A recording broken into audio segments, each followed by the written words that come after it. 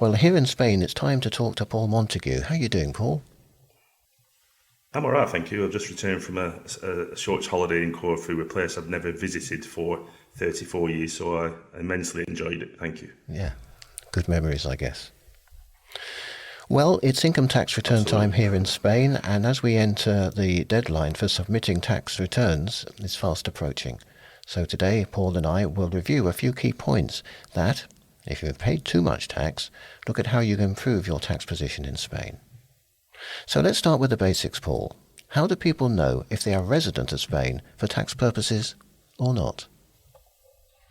Yeah, it's a question I get asked quite a lot. What makes you a tax resident in Spain? It's simply if you exceed 183 days or more in Spain, in Spanish territory, collectively during the calendar year, not the UK tax year, April to April, the normal calendar year, you most of the time you'll be deemed to be a de facto tax resident. And it's worth knowing that temporary absences are ignored. So if you're already a tax resident in Spain and you disappear for 1 year to make a capital gain tax-free perhaps, then those temporary absences will be completely ignored for tax purposes in Spain. Should all tax residents have filled an annual income tax return? Most of the time, British expats, most of the time, but not always. If you've no income, if you're living off capital, perhaps bank capital, then you won't be expected to fill one in. You might be employed in Spain if you're working for an employer who's paying the taxes for you. You don't have to, they don't make you make a tax return. It's usually advantageous, but knowing that situation, you're not required to. But yeah, most expats that are living here and they've got incomes, the pension incomes, wherever they might be paid to, are expected to make a tax return. And in fact, there's large benefits of making tax returns in Spain, such as the over 65 capital gains tax allowance. If you're 65 or over, you've been a tax resident for 3 years and you made tax returns, Modelo hundreds as they call them, then you won't pay tax on your main home capital gain. Otherwise you would do. That's just one example. Many British expatriates living in Spain continue to earn income in the UK. Do you find that many get confused over where they need to declare their income and pay tax? You know what, it's good that you've asked this, Howard, because we're getting more and more people relocating to Spain and bringing the jobs with them.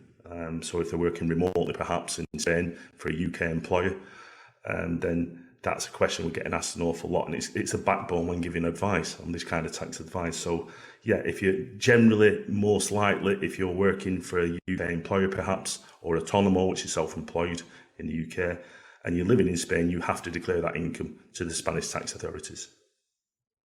Okay, let's look at some types of UK income, starting with UK pensions. Should expatriates declare their pension income in Spain and pay tax on it here? Yes, most definitely. Let me just run through the different ones so there's an understanding on this. The UK state pension, despite what people think, is taxable in Spain, not in the UK. So the old age pension, as some people put it, is taxable in Spain. Most government pensions are taxed in the UK, and that includes civil servants, police, fire brigade pensions, not the NHS, they're taxable in Spain.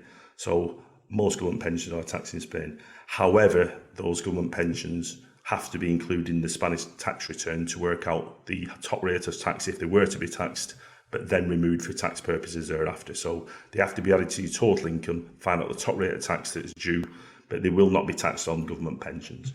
But yes, personal pensions, company pensions, state pensions are definitely taxable in Spain rather than the UK. And what about UK rental income? Yeah, I talk to an awful lot of people every week. I think in the UK, so be it if it's one property or many properties.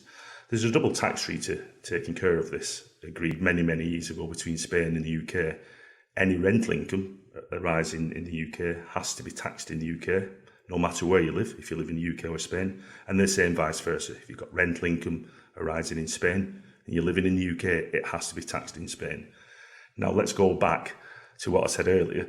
You also have to divulge this information to the Spanish tax authorities. So whilst you pay tax, for example, on UK property, when you divulge this to the Spanish tax office, then that has to be taxed in Spain, less any tax that have been paid in the UK. And it's worthwhile knowing as well, if you've got UK rental income as a Spanish resident, and if it's a long-term rental income, 60%, 60% of that is free of tax if you fit into the requirements. So if you've got rental income in the UK, it's long term, then 60% of the receivable income is free of tax, 40% is taxable. So that's a good, it's a major bonus when you're declaring rental income in Spain. And again, you have to declare it and you have to knock any taxes paid in the UK. Many British expatriates keep their ISAs and their premium bonds, even though they're living abroad. They're tax-free in the UK, but what about here in Spain? Yeah, again, I meet lots and lots of people every single week of my working life, and they've got that situation. There's nothing wrong with it. It's not illegal to own premium bonds and ISAs in the UK. You just can't add to any existing ISAs, and premium bonds pay winnings. Of course, these are taxable in Spain. So with the ISAs, the profit that you make eventually is taxable in Spain. Unlike the UK where they're tax-free, any winnings from premium bonds on a yearly basis, they have to be divulged to the Spanish tax authorities and paid tax on as well. So change in value, also any interest you get from bank accounts, winnings from premium bonds, they are all taxable in Spain. So do you recommend people don't hold on to UK investments if they intend to live here long term? Yeah, they might have an emotional attachment to a certain investment, but otherwise it's not worth keeping UK investments as residents in Spain for a longer term. There's alternatives that are Spanish approved, which avoid many of the taxes that you'd be faced otherwise.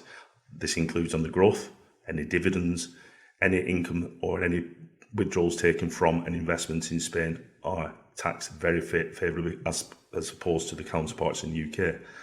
So the underlying tax in the UK as well, if you've got perhaps investment bonds, there's an underlying tax in the funds as well as taxable amounts on the growth that they make. They don't exist in Spain. You can have the same kind of investments within. It's just held differently, a different wrapper that's approved in Spain. It's massively worthwhile to have one of these if you're going to invest for the longer term. There's another issue here as well, Howard. Since Brexit, any UK-based advisor cannot give advice to their clients living in Spain, living in the EU, because they haven't got the passporting licenses to do so. So, local advisors, we know the local taxes, we know the situations, we've got general knowledge in and around where our clients live, but importantly, we can keep on top of their investments and keep them updated to suit the financial climate. There's not much you can do about tax on your employment income, but what about your investment income?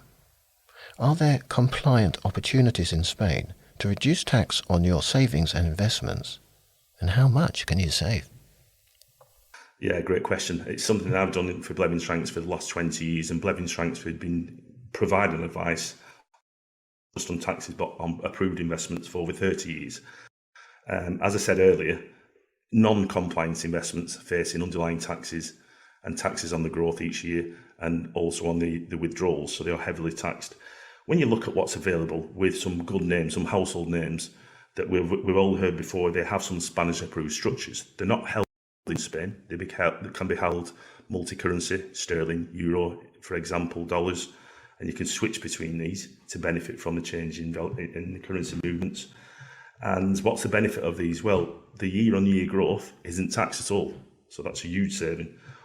If you look at the situation where there are any withdrawals, there's only the profit part of the withdrawal. It's too heavy to go into at this moment in time, but the profit part of the withdrawal only is taxed at a very favourable rate as opposed to all of the withdrawal when it comes to UK investments.